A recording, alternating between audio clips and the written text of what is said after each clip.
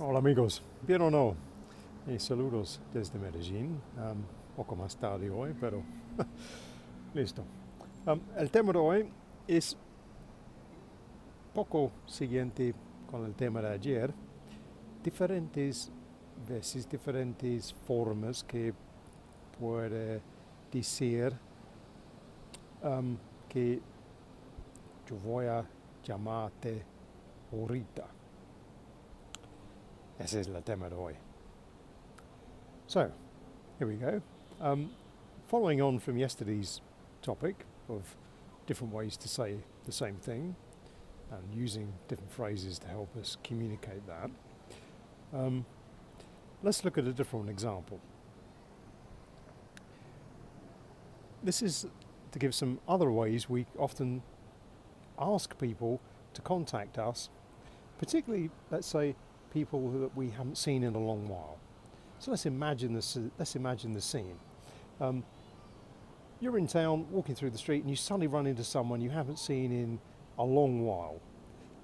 Your old friend or someone you worked with a long while ago, and you haven't seen him for ages, but you're both in a real hurry to go somewhere else, so you can't stop and talk to them for long. So apart from saying hello and it's really good to see you, then you have to tell them, oh, ring me and we'll talk some more when we've got more time. But there are different ways to say that. So we can say things like, well, ring me, give me a call, phone me, give me a bell, drop me a line, which could be like to email me or send me a note, look me up. So this means really like if I'm in a different town to you and you're coming to visit that town, it means come to visit me. So visit me, look me up, give me a ring, call me. Different ways we can say basically is the same thing. Contact me again so we can talk later. And there are lots of examples of this type of thing. And that's the really interesting point.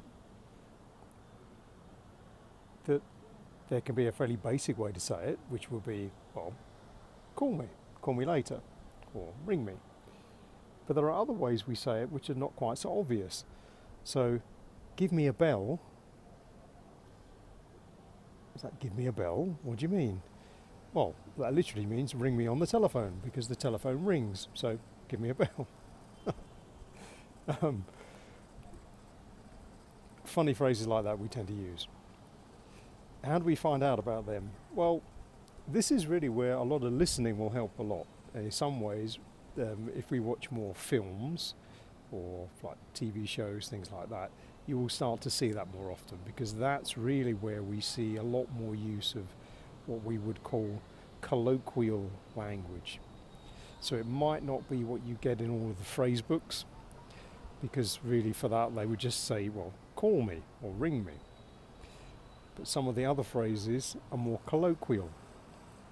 And the only way really to come across that is either have more conversations with native speakers, which will be ideal, but if you can't do that, the next best way to do it is to watch a lot of films or TV in that language, and there you're going to start to see, like I say, the colloquial expressions that we use in these type of ways. So this is a really good reason to, as they say, binge watch things on Netflix or things like that. And if people critique you for that, you can say, no, I'm doing research, it's very important. And in a way that's true. Because when we're learning our second language, watching lots of examples of how people speak every day to each other really will help us a lot. So don't feel guilty next time you're watching back-to-back episodes of your favorite TV drama. So there we go. That's the theme for today. I hope you find that one useful. Déjame saber en los comentarios. And remember, the more you listen to, the more you'll find out, and often there are indeed lots more ways you think to say really the same thing. So for now from Medellin, we shall say Cheerio. I'll see you tomorrow.